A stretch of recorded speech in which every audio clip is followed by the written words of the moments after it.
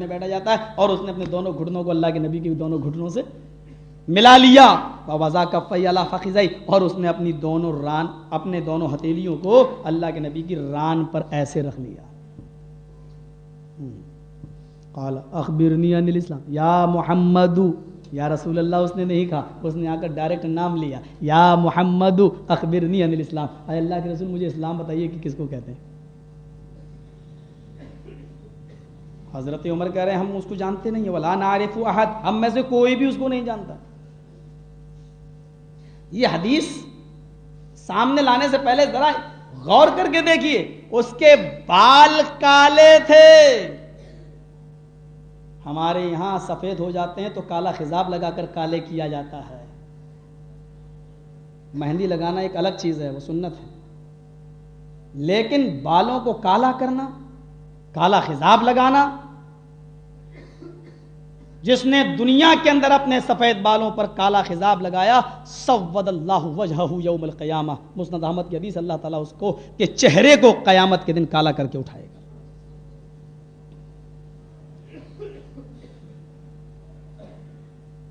سفید کپڑے پہنے ہوئے تھا, پتہ یہ چلا کہ فرشتوں کا لباس سفید ہے اور اس کو لازم پکڑنا چاہیے. لیکن کسی ایک لباس کو کسی دوسرے کلر میں سنت سمجھ کر پہننا یہ صحیح نہیں ہے.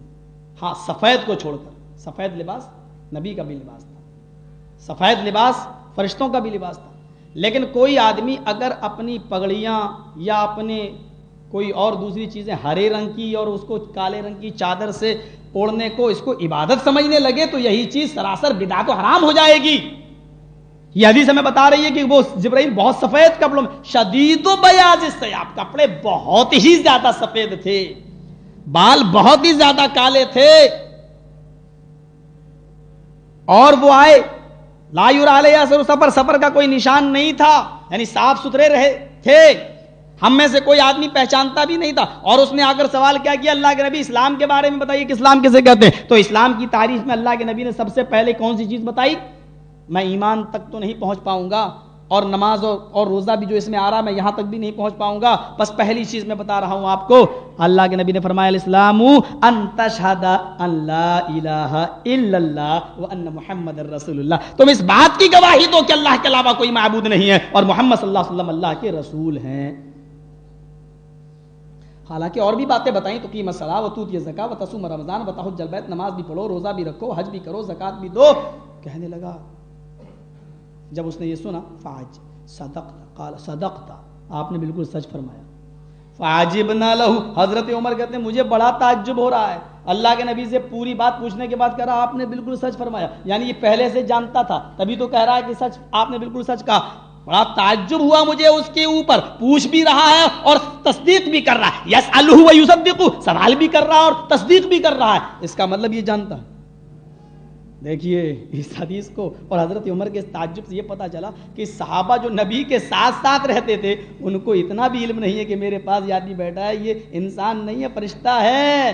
صحابہ کو اپنے قریب بیٹھے ہوئے آدمی کا, فرشتے کا علم نہیں ہے کہ انسان ہے یا فرشتہ ہے. ہمارے یہاں کے لوگوں کو اور ہمارے یہاں کے پیروں ولیوں کو قیامت تک کی بلیوں کا اور کتوں کا پتہ نہیں کس کس کا علم ہو جاتا ہے کہ سب کچھ ہے. یہ حدیث ہمیں اس بات کی دلیل ہے اور یہ بتلا رہی ہے کہ حضرت عمر ایک صحابی ہیں, نبی اکرم کے ساتھ رہتے تھے, بلکہ اللہ کے رسول صلی اللہ علیہ وسلم کے اوپر کوئی ٹیڑھی نظر کرتا تھا تو عمر فاروق کی تلوار میان پہ مچلنے لگتی تھی کہ نبی کا اشارہ ہو میں اس کی گردن اڑا دوں. اور یہ پہلا مرد مجاہد ہے جس کے بارے میں اللہ کے نبی نے کہا تھا عمر تلوار نکالنے میں جلدی مت کیا کرو, تم تلوار نکالتے ہو تو میں آسمان کی پیشانی پہ پسینہ دیکھ لیتا ہوں.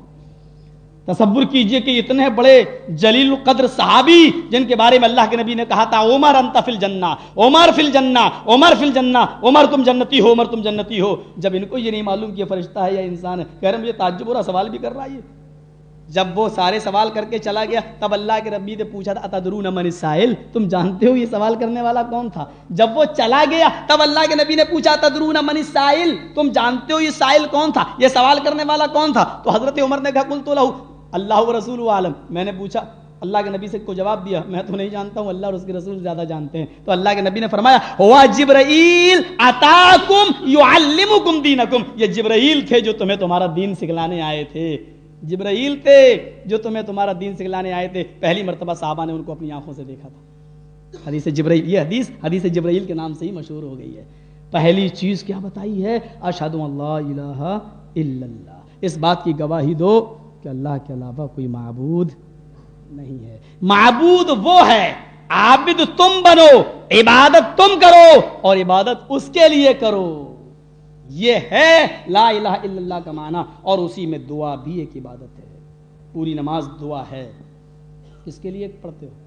اہدنا الصراط المستقیم, اللہ ہم کو سیدھے راستے پہ چلا. اور اس سے بھی پہلے اللہم باعد بینی و بین خطایا کما بعدت بین المشرق, اے اللہ تم میرے ان گناہوں کو دور کر دے, اتنا دور کر دے جتنی دوری تو نے مشرق و مغرب کے درمیان رکھی ہے. یہ کیا ہے؟ یہ دعا ہے. اور پوری دعا پڑھنے کے بعد آپ کہیں بھی دیکھ لیجئے, پوری دعا میں کہیں نہیں آیا اے اللہ میری اس دعا کو فلاں فلاں بابا کے طفیل میں قبول فرما لے.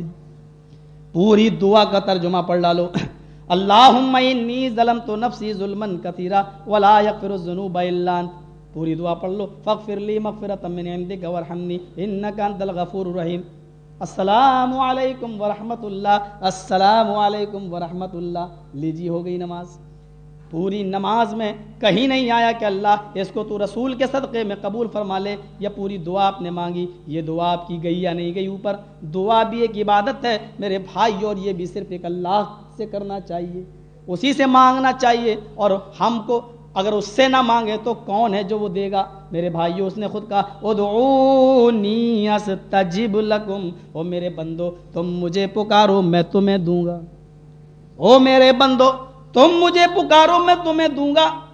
دوسری جگہ اللہ نے فرمایا ولا تدعو من دون اللہ ما لا ينفعک ولا یضرک فإن فعلت فإنک اذا من الظالمین. اور تم اللہ کو چھوڑ کر کسی ایسی ہستی کو نہ پکارو, کسی ایسی ہستی سے مت مانگو جو تمہیں کچھ نہیں دے سکتی. ما لا ينفعک ولا یضرک, جو تجھے نہ نفع پہنچا سکتی ہے نہ نقصان پہنچا سکتی ہے. فَإِن فَعَلْتَ فَإِنَّكَ إِذًا مِّنَ الظَّالِمِينَ. اگر تو ایسا کرے گا تو ظالموں میں ہو جائے گا, اگر تو ایسا کرے گا تو ظالموں میں تیرا شمار ہوگا.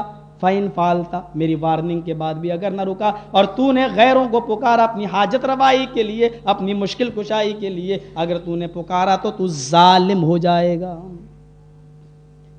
خود کہا اس نے مجھ سے مانگو میں تمہیں دوں گا, مجھے پکارو. مولوی صاحب ہم ان سے مانگتے تھوڑی ہیں, ہم تو یہ کہتے ہیں کہ میری دعا اوپر تک لے جاؤ. کیوں کہتے ہو؟ کہ نہیں ان کے اللہ سے تعلقات ہیں, یہ ہمارے پیر ولی جو ہیں ان کے تعلقات ہیں اللہ سے. تعلقات اگر ہیں بھی, میں نے مان لیا چلو ہیں, تو اس کا یہ مطلب تو نہیں ہے کہ یہ ٹھیکہ لے لیے.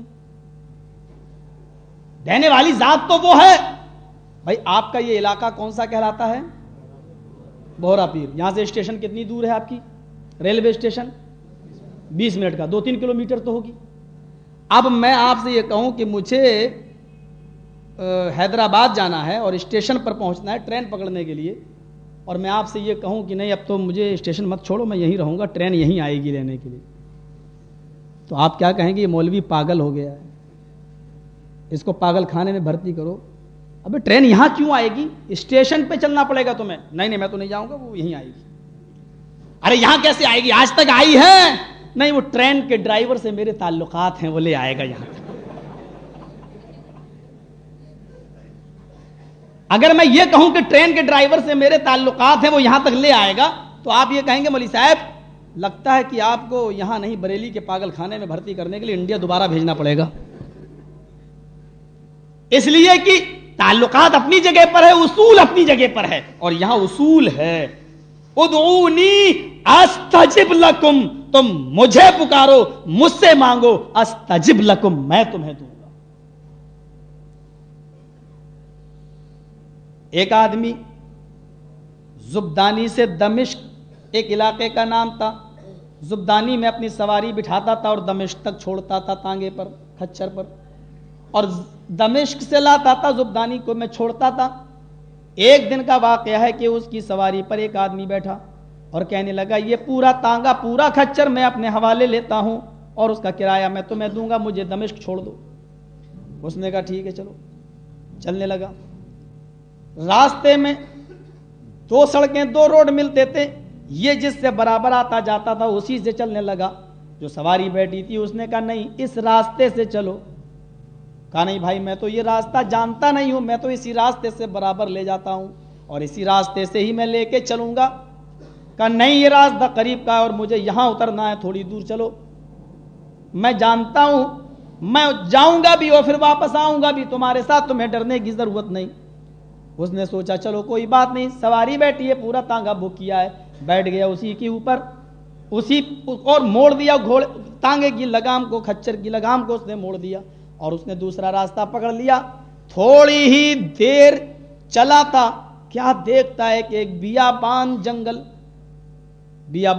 के अंदर पहुंच जाता है। और जैसे ही बियाबान जंगल के अंदर आया, अल्लामा इब्न क़य्यिम ने इस वाक़े को अपनी किताब सिफ़तुस सफ़वा के अंदर नकल किया है। जैसे ही बियाबान जंगल के अंदर पहुंचता है, इसने अपने तांगे को रोका, सवारी उतरती है, इसने दाएं बाएं देखा तो लाशें ही लाशें पड़ी हुई हैं, इंसानी लाशें पड़ी हुई हैं, किसी की गर्दन कटी पड़ी है, किसी का ताजा ताजा खून बह रहा है। ये डरने लगा। इसने जब तक अपनी सवारी की तरफ देखा, जो सवार होकर आया था उसकी तरफ देखा, वो आदमी रुमाल से अपनी छुरी को साफ करते हुए इसी की तरफ बढ़ रहा है। इसने कहा मेरे भाई ये क्या कर रहे हो? उसने कहा कि जो कुछ तेरे पास माल हो वो निकाल दे। ये भागता है, तेजी के साथ भागना इसने शुरू कर दिया। उधर से पीछे वाले आदमी ने, कातिल ने भी उसका पीछा करना शुरू कर दिया। ये पीछे देखता जाए और भागता जाए, पीछे देखता जाए भागता जाए। जब इसने पीछे मुड़ के तीसरी बार देखा तो अचानक इसका पैर फिसल जाता है और ये वहीं गिर जाता है और पीछे वाला आदमी इसको पकड़ लेता है। कहा भाई मेरे पास जो माल है वो ले लो, मेरा तांगा, मेरा खच्चर, मेरा सामान भी तुम ले लो, लेकिन मेरी बीवी, मेरे बच्चे हैं वो मेरे ऊपर, उनका पूरे घर का इंहिसार मेरे ऊपर है, मुझे छोड़ दो। उसने कहा ये माल, ये दौलत, ये खच्चर, ये तांगा सब मेरा तो हो ही चुका है, लेकिन इसके बावजूद मैं तुझे कत्ल भी करूंगा। कहने लगा तो फिर मुझे 2 रकात नमाज पढ़ने की मोहलत दे दो। पानी न मिला, उसने तयम्मुम किया।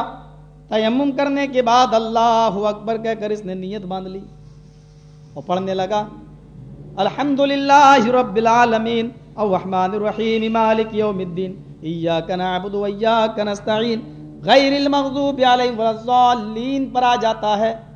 और यहाँ के बाद अब वो सोच रहा है या अल्लाह क्या करूं, उसकी जुबान आगे चलती नहीं, दिल में धक धक भी होती जा रही है, बीवी बच्चों का ख्याल भी जाहिर बात है फितरी चीज़ है, वो उसको सता रहा है। अचानक इसकी ज़बान पर कुरान की आयत जारी हो जाती है, अम्मन युजीबुल मुस्तर्र इज़ा दआ व यक्शिफुस सू, वो कौन ज़ात है जो मुसीबत में अपने मुसीबत ज़दा बंदे के काम आती है। वो कौन ज़ात है जो अपने बंदे की तमाम मुसीबतों को दूर कर देती है जब बंदा उसे पुकारता है। ये बार बार इसी आयत का विर्द करने लगता है। इतने में क्या देखता है, कोई सफेद कपड़े पहने हुए, हाथ में नंगी तलवार लिए हुए चला आ रहा है और वो आते ही ने चश्मे ज़दन में उस कातिल के पेट में तलवार मारता है और उसको कत्ल करके चला जाता है। चूंकि ये नफली नमाज थी, उसने देखा यह आदमी जा रहा है, उसने भी नमाज तोड़ दी और इस आदमी से पूछने लगा मेरे भाई तुमने मेरी खूब मदद की, आखिर तुम अपना नाम तो बताओ। उसने कहा तुम्हें अपना नाम मैं नहीं बता सकता, मुझे अल्लाह ताला ने तेरी मदद के लिए भेजा और मैंने तेरी मदद की इसलिए कि तूने इस नाजुक मोड़ पर अपने मौलाए हकीकी को पुकारा, तूने अल्लाह को पुकारा और अल्लाह ने मुझे तेरी मदद के लिए भेज दिया। ये तौहीद के फायदे हैं मेरे भाइयों, आज हमने समझा ही नहीं कि तौहीद क्या है। मुस्नद अहमद के अल्फाज हैं कि 2 आदमी एक कब्र के पास से, एक बुत के पास से गुजरे। उसने वहां मोटी तोंद वाला बैठा था, डाकू बैठा था, चोर बैठा था। उसने कहा इस कब्र पर कुछ चढ़ाओ, इस बुत के ऊपर कुछ चढ़ाओ, कुछ चढ़ाओ। दोनों ने कहा मेरे पास तो कुछ नहीं है। उसने कहा कर्रिब वलो जुबाबन, अगरचे एक मक्खी तुम्हें चढ़ाना पड़े वही चढ़ाओ। ایک آدمی اٹھا اور اس نے مکھی اٹھائی پکڑی اور اس کو مار دیا اور مار کے اس نے اس آستانے کے اوپر مکھی چڑھا دی. فخلوا سبیلہ، ان لوگوں نے اس کے راستے کو چھوڑ دیا کہ جاؤ. فمات ودخل النار، جب وہ مرا تو اللہ تعالیٰ نے اس کو جہنم کے اندر داخل کر دیا. دوسرے سے کہا کہ تم چڑھاؤ. اس نے کہا میں غیر اللہ کے نام پر ایک مکھی بھی نہیں چڑھا سکتا، میں غیر اللہ کے لیے ایک مکھی بھی نہیں چڑھا سکتا، ایک مکھی کا بھی نذرانہ نہیں دے سکتا. فقتلوہ، مسند احمد کے الفاظ ہیں فقتلوہ، ان لوگوں نے اس کو پکڑا اور سب نے مل کر اس کو مار ڈالا، اس کو قتل کر دیا. یہاں مارا فدخل الجنہ، اللہ نے اس کو جنت کے اندر داخل کر دیا. یہ حدیث ہمیں اس بات کی طرف اشارہ کر رہی ہے کہ کسی غیر اللہ کے نام پر یا غیر اللہ کی قبر و مزار و بت خانوں پر جب ایک مکھی بھی مار کے نہیں چڑھائی جا سکتی ہے، اور مکھی مار کے چڑھانے والا اگر جہنمی ہے تو یہاں تو ایک لاکھ کی اور ہزاروں کی چادریں خوبصورت ڈیزائنوں سے چڑھائی جاتی ہیں. میرے بھائیوں، ہم ان کو کون سی فہرست میں رکھیں کہ جہنمی کہنے کا حق تو ہم کو نہیں ہے. اللہ جانے وہ تمہاری کون سی نیکیاں وہ تمہاری قبول کر لے. میرے بھائیوں، ہم کافر کسی کو نہیں کہتے، اس لیے کہ میرے نبی نے فرمایا میری امت میں 72، بنی اسرائیل میں 72 تھے، میری امت میں 73 فرقے ہوں گے. میرے نبی نے ان کو بھی اپنی امتی کا میری امت میں 73 فرقے ہوں گے. جب نبی نے تم کو اپنا امتی کا تو مجھے کافر کہنے کی اتھارٹی اور پاور نہیں ہے. یہ الگ بات ہے کہ ہم تم کو اتنا ضرور کہتے ہیں کہ تم راستے سے تھوڑا سا ہٹ گئے ہو، آؤ قرآن و حدیث کی روشنی میں اس راستے کو تلاش کر لیں جو قرآن و حدیث کا راستہ ہو. ہم تو صاف کہتے ہیں اور اعلان کرتے ہیں ڈنکے کی چوٹ پر، آؤ آمین زور سے جائز ہے یا نہیں، رفع الیدین کرنا چاہیے یا نہیں، طلاق 3 طلاق ایک مجلس کی 3 مانی جائیں یا ایک، 8 رکعت تراویح یا 20 رکعت تراویح. ہو سکتا ہے ہم غلط ہوں تم ہی صحیح ہو، اور ہو سکتا ہے کہ تم غلط ہو ہم صحیح ہوں. آؤ ان تمام جھگڑوں کو اور مقدموں کو لے کر چلتے ہیں سب سے بڑی عدالت میں، جناب محمد رسول اللہ صلی اللہ علیہ وسلم کی عدالت میں. ظاہر بات ہے تو ابو حنیفہ کی بات کرے گا تو کوئی شافعی کی بات کرے گا، تو کوئی شافعی کی بات کرے گا تو کوئی مالکی کی بات کرے گا، کوئی رشید احمد گنگوہی کی بات کرے گا تو کوئی اعلیٰ حضرت کی بات کرے گا. ظاہر بات ہے تم اپنے بزرگوں کے حوالے دو گے تو دوسرے کو بھی اختیار ہے کہ وہ اپنے بزرگوں کے حوالے دے. آؤ ایک ایسا بزرگ چن لیتے ہیں جس پر تم بھی اتفاق کر لو، ہم بھی اتفاق کر لیتے ہیں. تمہارے بزرگ کو ہم تسلیم نہیں کرتے، ہمارے بزرگ کو تم تسلیم نہیں کرتے، تو آؤ ایک ایسا بزرگ چن لیتے ہیں جس کو تم بھی تسلیم کر لو، میں بھی تسلیم کر لوں. اور مجھے امید ہے کہ وہ ہستی ایک ہی ہے جس کو تم بھی تسلیم کرو گے اور ہم بھی، اور وہ ہستی ہے جناب محمد رسول اللہ صلی اللہ علیہ وسلم کی. آؤ اپنے سارے جھگڑے اور اختلاف لے کر آتے ہیں اور محمد رسول اللہ کی عدالت سپریم کورٹ میں اپنے مقدمے درج کرتے ہیں، اور میرے نبی کی عدالت سے جو فیصلہ ہو جائے وہ تو بھی مان لے ہم بھی مان لیں. میرے خلاف ہوتا ہے ہم توبہ کر لیتے ہیں، تیرے خلاف آتا ہے تو توبہ کر لے. ایک ہی عدالت ہے وہ جس پر اعتبار کیا جا سکتا ہے، جس پر بھروسہ کیا جا سکتا ہے اور جس پر اتفاق کیا جا سکتا ہے، اور وہ عدالت ہے جناب محمد رسول اللہ صلی اللہ علیہ وسلم کی. اور وہ عدالت کبھی کہا تھا حضرت عمر فاروق نے اللہ کے رسول کی اس حدیث کو پڑھ کر، من را منکم منکرن فلیغیر بیدہ، جو برائی تم اپنے آنکھوں سے دیکھو اس کو سب سے پہلے اپنے ہاتھوں سے روکو. اگر ہاتھ سے روکنے کی طاقت نہ ہو تو فبلسان، ہی اپنی زبان سے روکو، اور زبان سے بھی روکنے کی طاقت نہ ہو تو اس کا سب سے تیسرا درجہ یہ ہے کہ تم اس کو دل سے برا جانو. 200 250 300 آدمیوں کی بارات اللہ کے نبی کے زمانے میں نہیں چلا کرتی تھی. یہ دل سے برا ماننے کا مطلب یہ ہے کہ کم سے کم اہل حدیث ہو تم تو ان باراتوں میں شرکت نہ کرو. آج ہمارے پاس ایمان کا یہ تیسرا درجہ بھی نہیں ہے جس کے بارے میں اللہ کے نبی نے کہا ذالک ضعف الایمان، یہ سب سے کمزور ایمان ہے، یہ سب سے کم ڈگری کا ایمان ہے، یہ سب سے ناقص ایمان ہے. کم سے کم یہ ایمان بھی تو آج ہمارے پاس باقی نہیں رہ گیا ہے. ٹھیک ہے آپ کسی برائی کو روک نہیں سکتے ہو، بارات کسی لڑکے کی 200 250 آدمیوں کی جا رہی ہے آپ روک نہیں سکتے ہو. ارے تو کون ہوتا ہے روکنے والا؟ میرا لڑکا، میری مرضی، ہم روک نہیں سکتے، قانونی طور پر بھی نہیں روک سکتے ہیں۔ میرے بھائیوں تو کم سے کم زبان سے، ہاں زبان سے منع کر رہے ہیں تب بھی فتنہ ہو رہا ہے، تو کم سے کم اتنا تو کر سکتے ہو کہ خود اس میں شرکت نہ کرو، دل سے تو برا جان سکتے ہو۔ حضرت عمر فاروق کے سامنے ایک آدمی گزر رہا ہے، امیر المومنین کی حکومت ہے، اور اس آدمی کا پیجامہ، اس آدمی کی شلوار، اس آدمی کا پیجامہ ٹخنوں سے نیچے ہے۔ حضرت امیر المومنین نے اس آدمی کے اس ٹخنے کو دیکھا جو ٹخنے سے نیچے، پوچھا ایک دم چیخ کر اس آدمی کو جو آگے آگے جا رہا تھا، اس سے کہا آیا رک جا، رک جا، قف یا رجل، ٹھہر جا۔ وہ آدمی اپنی جگہ پر ٹھہر گیا، امیر المومنین کی طرف دیکھنے لگا۔ حضرت امیر المومنین نے اس سے پوچھا احائز انتا، کیا تجھے حیض آ رہا ہے؟ غور کرنا مولوی صاحب، آج کل کے مولوی بڑی ویسی باتیں کر جاتے ہیں۔ حضرت عمر فاروق اس سے کہہ رہے ہیں احائز انتا، کیا تجھے حیض آ رہا ہے؟ عورتوں کو جو مہینہ آتا ہے، کیا تجھے مہینہ آ رہا ہے؟ اس نے سوچا شاید کسی عورت سے کہہ رہے ہیں، اس نے پیچھے مڑ کے دیکھا کہ کون عورت؟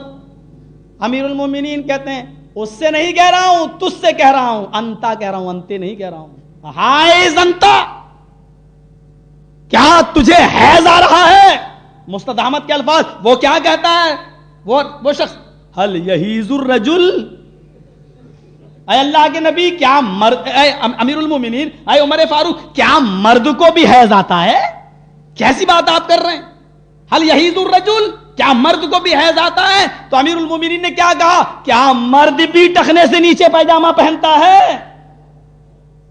کیا مرد بھی ٹخنے سے نیچے پیجامہ پہنتا ہے؟ یہ تو عورتوں کے لیے حکم ہے کہ وہ ٹخنے ڈھانکیں، اور تو عورت بن کے آیا، اسی لیے میں نے سوچا شاید تجھے حیض آ رہا ہو۔ پھر اپنے خادم سے کہا جی بھی سکین، چھری لے کر آؤ۔ چھری آ گئی، کہا امیر المومنین ابھی تو میں اوپر کیے لیتا ہوں، گھر جاؤں گا میں خود چھوٹا کر لوں گا پیجامے کو، کاٹ لوں گا میں اپنے پیجامے کو۔ امیر المومنین کیا جواب دیتے ہیں؟ میں نے اللہ کے نبی کی زبان سے سنا ہے، جب کسی برائی کو اپنی آنکھوں سے دیکھو اور طاقت ہو۔ اسلامی کیسٹ کا مرکز سلفی کیسٹ سینٹر، منظور کالونی، گجر چوک، کراچی، تو اس کو اپنے ہاتھوں سے دور کرو، روکو۔ میں امیر ہوں مومنوں کا، مجھے امیر بنایا تم نے، اور اس برائی کو روکنے کی طاقت مجھے ہے، اپنے ہاتھ سے روکوں گا۔ اور اس کا پیجامہ پنڈلی سے بھی اوپر گھٹنے سے تھوڑا نیچے کاٹ ہی ڈالا۔ اب جا مومنوں، مسلمانوں، ہاں محمدی لوگوں، تم تو آئے اسی لیے تھے، تم تو خود، تمہارا تو ہر فرد داعی ہے، تم تو اسی کام کے لیے آئے تھے۔ آج افسوس ہے کہ مجھے، ہمیں اپنوں کو سمجھانا پڑ رہا ہے، آج ان ٹوپی والوں کے پاس بیٹھنا پڑ رہا ہے اور ان کو دعوت و تبلیغ کرنا پڑ رہی ہے، حالانکہ ہماری صفت تو قرآن یہ بیان کرتا ہے کنتم خیر امت اخرجت للناس، اے مومنو تم سب سے بہترین امت ہو، اس لیے کہ تم یہودیوں کے لیے آئے ہو، تم عیسائیوں کے لیے نکلے ہو، تم ہندوؤں کے لیے آئے ہو، تم غیر مسلموں کے لیے پیدا کیے گئے ہو۔ اخرجت للمسلمین نہیں کہا، اخرجت للناس، تم تو دنیا کے تمام لوگوں کو دعوت و تبلیغ کے لیے پیدا کیے گئے ہو۔ تأمرون بالمعروف، تم ان کو نیکیوں کا حکم دیتے ہو، وتنہون عن المنکر، اور برائیوں سے روکتے ہو، وتؤمنون باللہ، اور ایک اللہ پر تم ایمان رکھتے ہو، تم سب سے بہتر امت ہو، اس لیے کہ تم دوسروں کو دعوت و تبلیغ کا فریضہ انجام دیتے ہو۔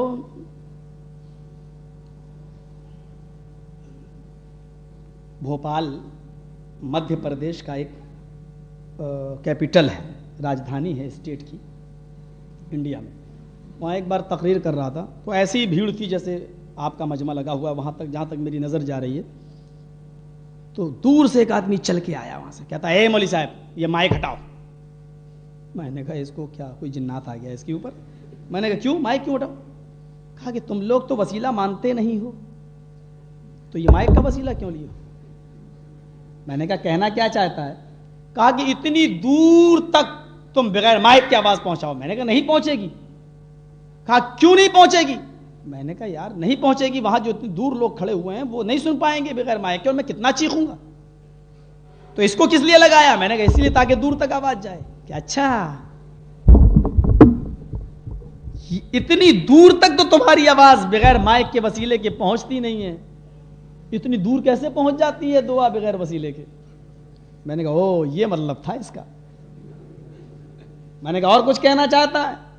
کہنے لگا مولوی صاحب دلی جاتے ہو ٹرین کا سہارا لیتے ہو, بامبے جاتے ہو ٹرین کا سہارا لیتے ہو, سعودیہ اور امریکہ جانا ہو تو پلین کا سہارا لیتے ہو, بغیر وسیلے کے آپ دلی اور بامبے اور بغیر پلین کے وسیلے کے آپ سعودیہ اور امریکہ نہیں پہنچ سکتے ہو, تو اللہ تک تم اپنی باتیں کیسے پہنچا دیتے ہو؟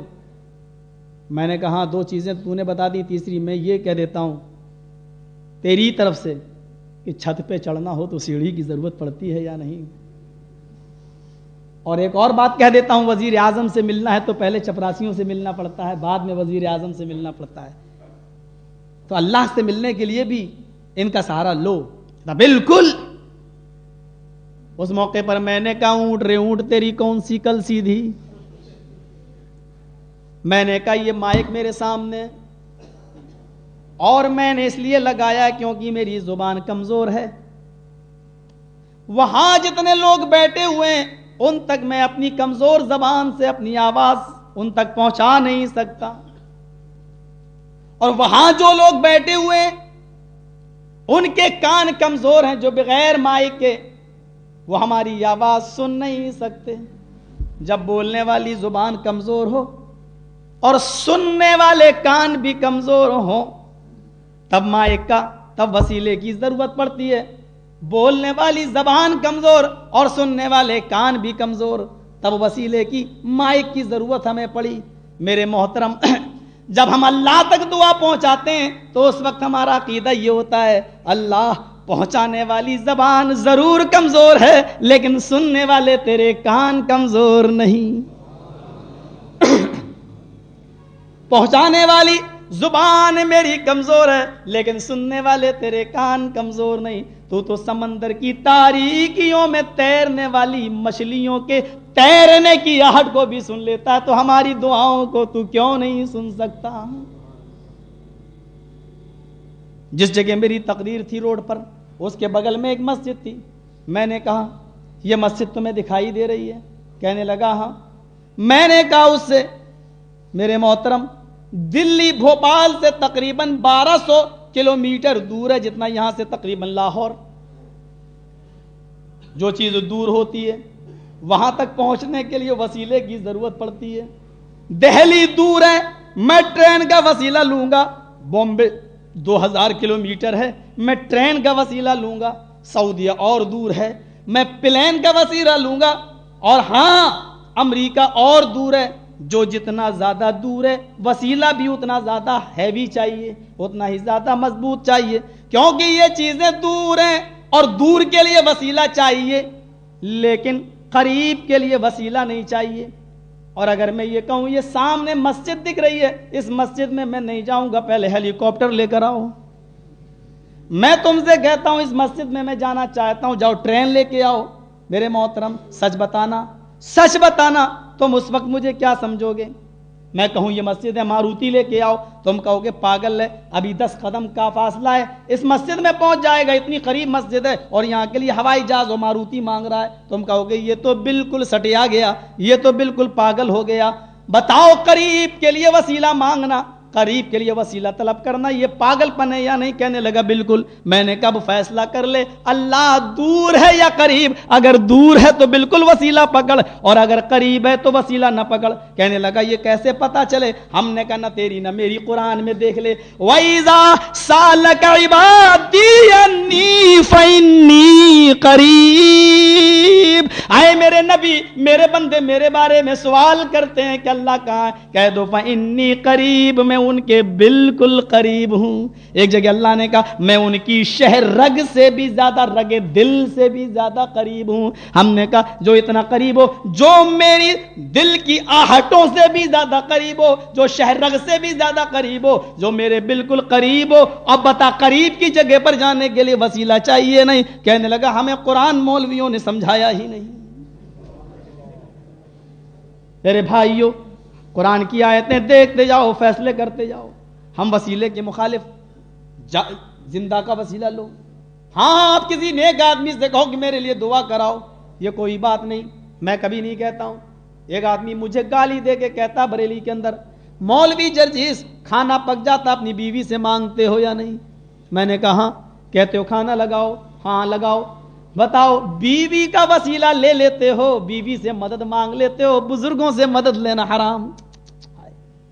میں نے کہا ہاں بیوی سے مدد لے سکتا ہوں اور لیتا ہوں, اس لیے کہ میرا عقیدہ ہے کہ بیوی کمزور ہے, اور بیوی جو کھانا پکا رہی ہے وہ گوشت لا کے میں نے دیا, مرچ لا کے میں نے دی, مسالہ لا کے میں نے دیا, جب تک سامان نے ضروریہ میں لا کے نہ دوں تو بیوی بھی محتاج ہے, بیوی میری محتاج ہے, میں بیوی کا محتاج ہوں. بیوی حق سے کھانا میں مانگتا ہوں تو بیوی بھی مجھ سے نان نفقہ مانگتی ہے, بیوی میری محتاج اور میں بیوی کا محتاج. جب دونوں محتاج ہیں تو کوئی حرج کی بات نہیں ہے. کیا تم اس عقیدے کے تحت اپنے پیر و بابا کو بھی پکارتے ہو؟ ذرا یہ عقیدہ رکھ لو, ذرا اتنا ہی رکھ لو کہ جتنا اپنی بیوی کے بارے میں رکھتے ہو کہ بیوی میری محتاج, میں بیوی کا محتاج, اتنا ہی رکھ لو کہ بابا بھی میری دعاؤں کے محتاج ہیں اور میں بابا کا محتاج ہوں. چلو اتنا ہی رکھ لو. تم تو کہتے ہو کہ نہیں یہ تو مشکل کشا ہیں, یہ تو ساری مشکلوں کو مصیبتوں کو دور کرنے والے ہیں, اور اس کو تم نے عبادت سے جوڑ دیا, اس لیے ہم کو شرک کہنا پڑتا ہے, ہم کو شرک کہنا پڑتا ہے. میرے بھائیو ذرا تصور تو کیجئے, کرسی, چھت پہ چڑھنا ہو تو کرسی کی ضرورت پڑتی ہے, بڑا اچھا عقیدہ. لیکن یہ تو بتاؤ جب چھت کو زمین پہ آنا پڑتا ہے تو کس چیز کا وہ سہارا لیتی ہے؟ کس چیز کا سہارا لیتی ہے؟ ارے جب چھت پہ چڑھیں گے تب نہ ہم کرسی سیڑھی کا سہارا لیں گے, اور کرسی پر اگر ہمیں بیٹھنا ہو تو کون سی سیڑھی کا سہارا ہم کو لینا پڑے گا؟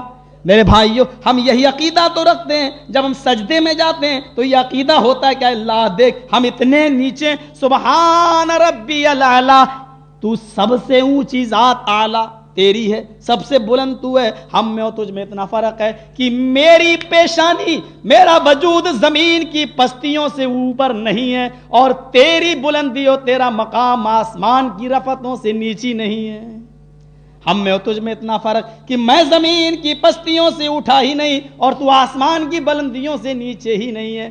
ہاں ہم میں تجھ میں اتنا فرق ہے کہ ہم بادشاہ بھی اگر کسی ملک کے ہیں, شاہ فہد اور شاہ عبداللہ اور یا آپ کے پاکستان کے, ان تمام کو لے لو, سجدے میں جاتے ہیں ناک زمین پہ ہوتی ہے, تو حقیقت یہ اللہ بڑے بڑوں کی ناک تیرے آگے زمین پر رگڑنے پر مجبور ہیں, اس لیے کہ ناک رگڑنا اگر ہے ہم کو تو تیرے سامنے رگڑنا ہے. ہم تیرے سامنے تو ذلیل ہیں, ہم ناک رگڑ رہے ہیں. اپنی عزت والا تو تو ہے, قوت والا تو تو ہے, مضبوط تو تو ہے, دینے والا تو تو ہے. اب یہ بتاؤ یہ ناک تمہارے پیروں نے ولیوں نے بھی رگڑی تھی یا نہیں رگڑی تھی؟ جب وہ بھی اللہ کے سامنے, ہم بھی اللہ کے سامنے جب ذلیل ہیں, تو یہ عزیز تو اللہ ہی کی ذات ہے. پھر کمزور سے کیوں مانگے, کمزور کو کیوں بلائے, کمزور کو کیوں پکارے؟ میرے بھائیو یہی چیز تو ہم تم سے کہنا چاہتے ہیں. تصور تو کرو, وزیر اعظم سے ملنا ہے تو چپراسیوں سے اس لیے ملنا پڑتا ہے. وزیر اعظم کو نہیں معلوم, ہمارے راجیو گاندھی کو نہیں معلوم تھا کہ جو بڑھیا میرے گلے میں پھولوں کا ہار ڈال رہی ہے یہ ابھی 2 منٹ کے بعد بم بلاسٹ ہوگا, اور میری دل کے قریب لٹکنے والی جان کے بارے میں بھی علم نہیں ہے. کون آدمی اس دیوار کے پیچھے چھپا ہے مجھے نہیں معلوم, یہ وزیر اعظم کو بھی نہیں معلوم ہے, اس لیے پہلے چپراسیوں سے ملنا پڑتا ہے. لیکن اللہ وہ علیم و خبیر ہے, اس کو کون سی چیز اس سے چھپی ہوئی ہے. پھر میرے بھائیو اللہ کی مثال آج کے ان وزراء اور ان منتریوں سے دو جن کو پیشاب کر کے دھونے کی بھی تمیز نہ ہے. میرے بھائیو یہ اللہ کی شان تو نہیں کہ ان کی مثال تم ان سے دے رہے ہو. سائنس کہتی ہے, ہمارا عقیدہ اللہ کی ذات کے بارے میں, وہ ذرا دیکھیے کہ ایک آدمی کبھی زندگی میں ڈائریکٹ نہیں پکارتا تھا اللہ کو, ڈائریکٹ نہیں. نماز بھی پڑھتا تھا تو کہتا تھا پیر صاحب میری نماز اللہ تک پہنچا دو, بابا میری نماز کو اللہ تک پہنچا دو, یہ اس کا عقیدہ. تو ایک دن ایسا ہوا کہ وہ گاڑی چلا رہا ہے ماروتی, اور گاڑی پھسل گئی, پہاڑ کے اوپر سے گرا, پہاڑ کے درمیان سے ایک درخت نکلا تھا جڑ سے. ماروتی والے نے اپنی وہ کھولی کھڑکی اور ایک دم چھلانگ لگائی اور پیڑ پہ گرا. ماروتی نیچے سب مر گئے اور اس نے پیڑ پکڑ لیا. اب نیچے جھانک کے دیکھتا ہے تو 1 کلومیٹر گہری کھائی, چھوڑ نہیں سکتا. اوپر دیکھ رہا ہے تو بالکل چکنا پہاڑ, 1 کلومیٹر اوپر اونچا پہاڑ, چڑھ نہیں سکتا. اوپر دیکھ رہا ہے تو چڑھنے کی طاقت نہیں, نیچے دیکھ رہا ہے تو ہاتھ چھوڑنے کی ہمت نہیں. اب کہہ رہا اللہ تو مجھے بچا لے. اب اس کو نہ اجمیر والا یاد آ رہا ہے, نہ بدایوں والا, نہ بریلی. جبکہ اس نے کوئی بھی عبادت بھی کی تھی تو اس کو بھی پہنچانے کے لیے اس نے سہارا لیا, کبھی نہیں پکارا اللہ کو ڈائریکٹ, انڈائریکٹ ہی پکارتا رہا. آج وہ کہہ رہا اللہ مجھے بچا لے. گھر میں کبھی آگ لگ جائے اور بچے تڑپنے لگیں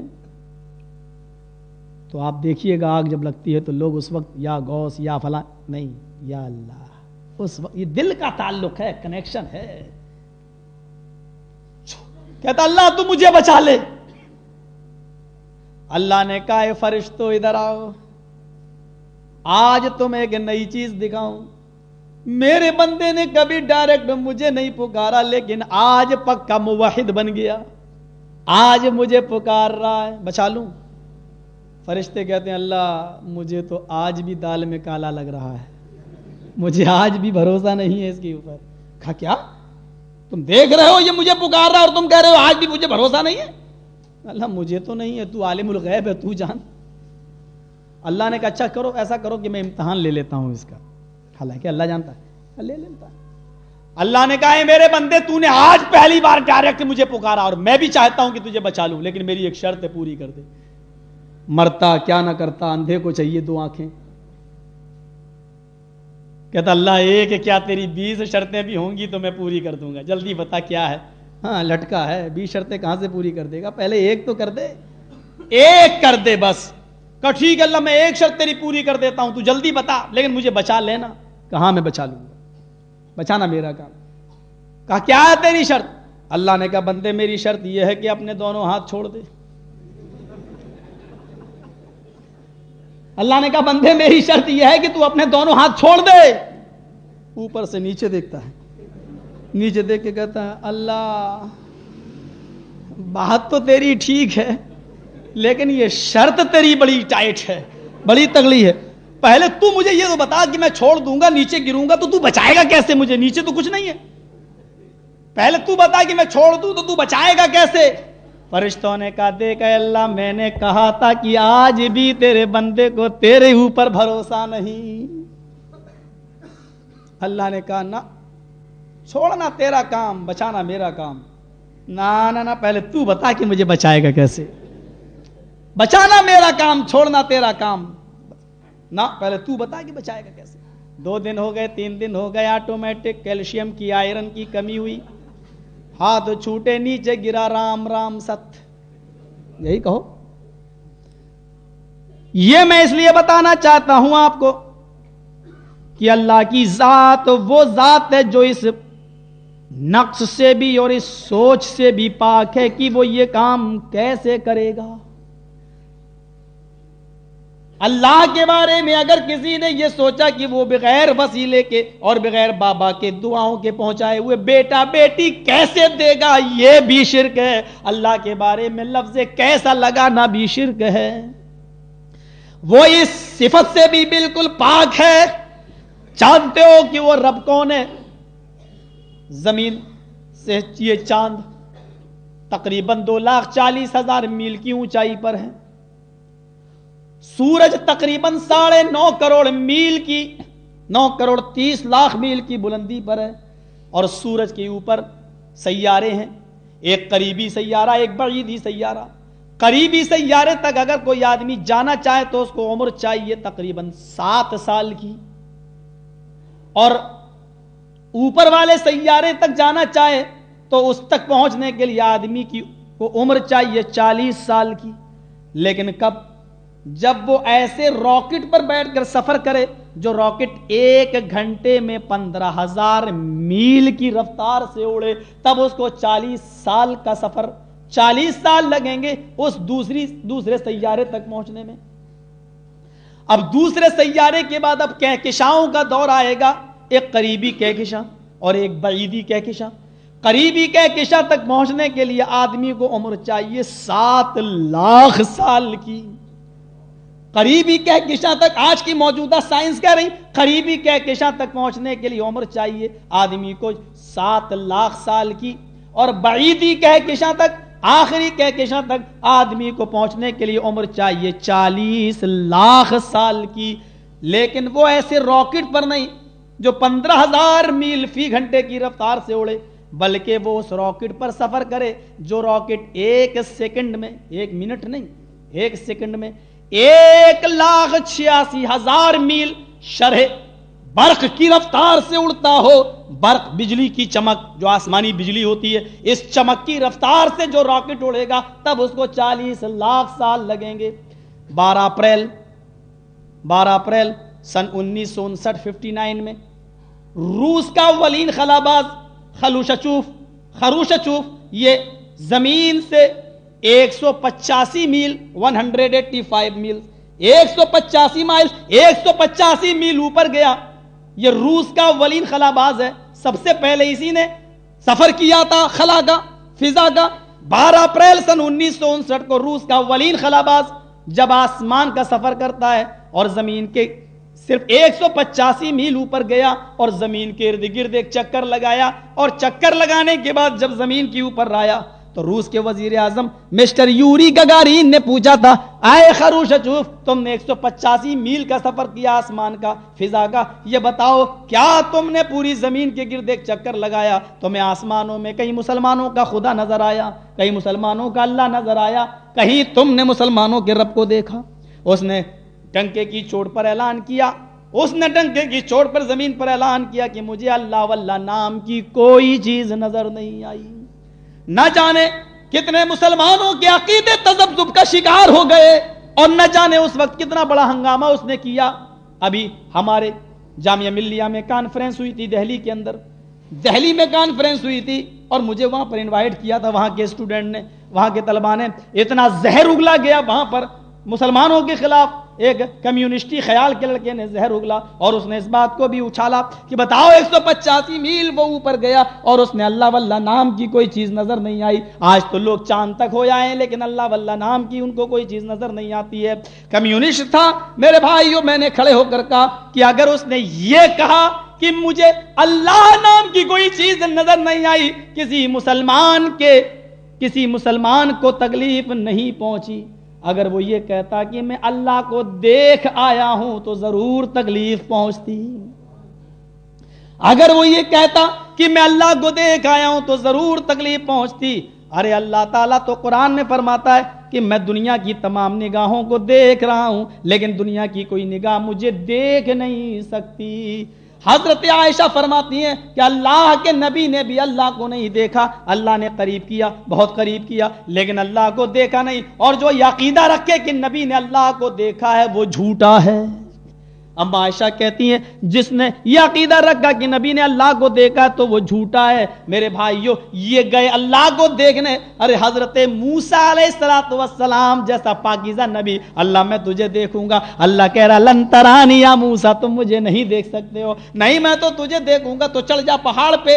حضرت موسیٰ پہاڑ پہ جبل طور پہ چڑھ گئے، اللہ نے اپنے نور کی ہلکی سی تجلی دکھائی، فخر موسیٰ صاعقہ، موسیٰ بے ہوش پڑا ہے اور زمین کے اوپر، اور یہ پہاڑ سرما بن کے جل کے راکھ ہو گیا جب ہلکا سا نور پہاڑ نہ دیکھ سکے، اور حضرت موسیٰ بے ہوش زمین پر پڑے ہیں۔ اوہ نبی کو نور کا عقیدہ رکھنے والوں کہ اللہ نے اپنے نور سے نبی کو پیدا کیا، حضرت موسیٰ اللہ کا ہلکا سا نور نہ دیکھ سکے، بے ہوش ہو گئے، اور محمد تو پورے اللہ کے نور سے پیدا تھے لیکن احد پہاڑ جل کے سرما نہ بنا، صفا مروہ جل کے سرما نہ بنی، صحابہ بے ہوش ہو کر نہ گرے۔ کون سا عقیدہ تم رکھتے ہو کہ اللہ نے اپنے نور سے محمد رسول اللہ کو پیدا کیا؟